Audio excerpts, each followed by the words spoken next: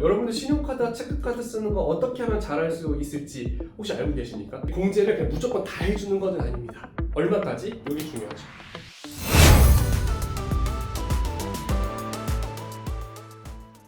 자, 지난 시간에는 우리가 연말정산에 대해서 기본적인 어떤 개념들과 왜 해야 되는지, 그리고 소득공제와 세액공제가 어떤 것들인지에 대해서 살펴봤다라고 하면, 오늘은 사실 그 식을 한번 살펴보면 좋을 것 같아요.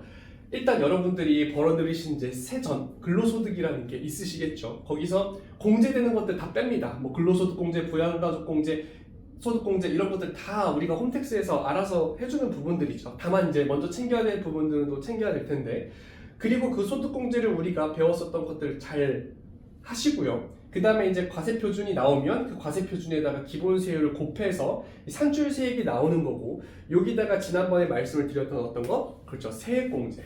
여기서 이제 세액공제가 나옵니다. 세액공제.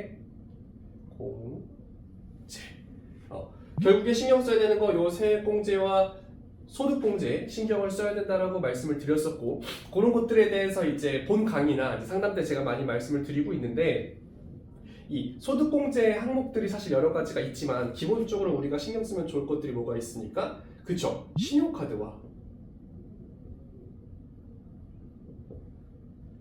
체크카드 쓰는 거. 여러분들 신용카드와 체크카드 쓰는 거 어떻게 하면 잘할 수 있을지 혹시 알고 계십니까?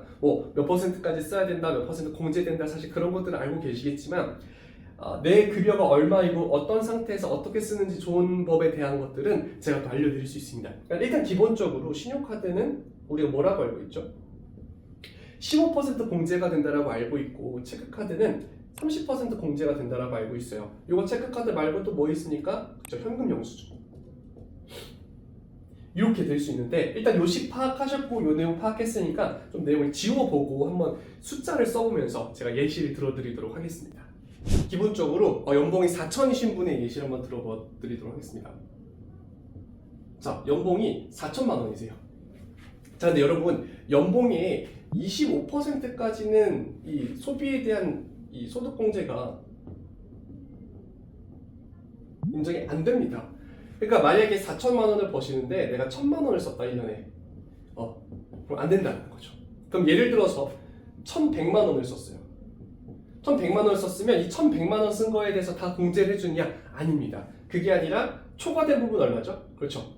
100만 원에 대해서 만약에 신용카드라고 했었을 땐 15%니까 얼마예요? 15만 원이죠. 체크카드 같은 경우에는 30%니까 30만 원이다. 이렇게 될 수가 있는 거예요. 근데 아실지 모르겠지만 이 공제를 그냥 무조건 다 해주는 것은 아닙니다. 얼마까지? 여기 중요하죠.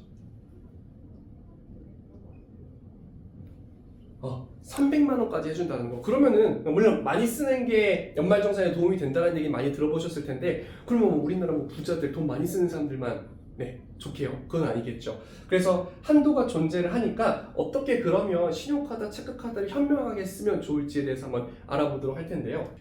내가 소비를 많이 하는 사람이 있을 수 있잖아요. 예를 들어서 아까 예시 그대로 가져가면 4천만 원을 버시는 분인데 3천만 원을 써요. 와, 많이 쓴다, 그쵸? 75%를 쓰네요, 그쵸? 3천만 원을 쓰는 사람이야. 그럼 우리 아까 공제 1,000만 원 기준으로 얼마가 오버됐죠? 2천만 원이 오버가 된 겁니다.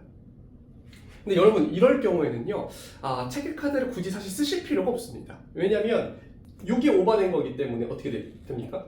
곱하기 15% 하면 얼마가 나와요?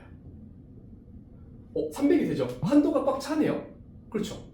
그러니까 이 체크카드를 쓰는 것도 사실 공제율이 높아서 좋은 게 맞는데, 굳이 체크카드를 무조건 다 쓸 필요는 없다라는 거죠.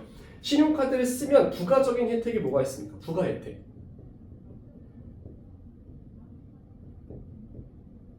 일단 신용도에 도움이 되죠. 여러분, 신용도에 도움이 되고요. 카드사 포인트,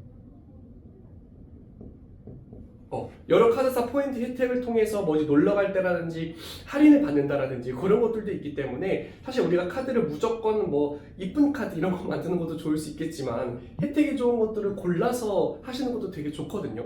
그래서 저 같은 경우는 고객님들한테 추천을 드릴 때 카드사를 정리가 되어 있는 그런 선별할 수 있는 그런 링크들을 같이 제가 남겨드리고는 합니다. 그래서 그런 것들도 제가 본 수업이나 상담 때 좀 알려드리도록 할 거고요. 그래서 소비를 많이 하시는 분들 고민이 되신다라고 하면 단순하게 이러한 계산 과정을 통해서 내가 얼마나 이 공제 한도를 맞추고 있는지를 한번 스스로 셀프 계산 하실 수 있으니까요. 그렇게 한번 살펴보시면 좋을 것 같습니다. 자, 마지막으로 공제받을 수 있는 항목들에 대해서 한번 살펴봐 드리도록 할 텐데요. 대중교통, 전통시장, 도서, 공연, 미술관, 박물관, 영화 이런 것들 다 많이 들어보셨죠? 특히나 영화 같은 경우 우리나라 요즘 계속 직접 영화관 가는 거 많이 죽고 있는데 이런 것들은 이제 작년부터 좀 강화를 또 많이 하기 시작한 부분입니다.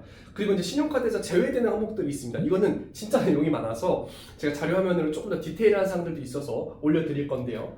사업소득 비용, 그 다음에 법인의 비용, 공과금, 취득세, 증권거래 수수료 등등등 되게 여러 가지들이 많습니다. 그래서 무조건 신용카드 사용한다라고 해서 실적 채워가지고 가는 것들이 아니니까요. 이런 것들은 괜히 썼다가 다시 되돌릴 수 없으니 이런 부분은 좀 주의를 해주시면 될 것 같습니다. 그래서 앞서서 말씀드렸던 그런 시과 관련한 부분들, 그리고 이제 추가 공제되는 부분들, 그리고 신용카드 제외되는 부분들 이런 것들 잘 신경 쓰셔가지고요. 2024년 연말정산 마무리 잘 하셨으면 좋겠습니다.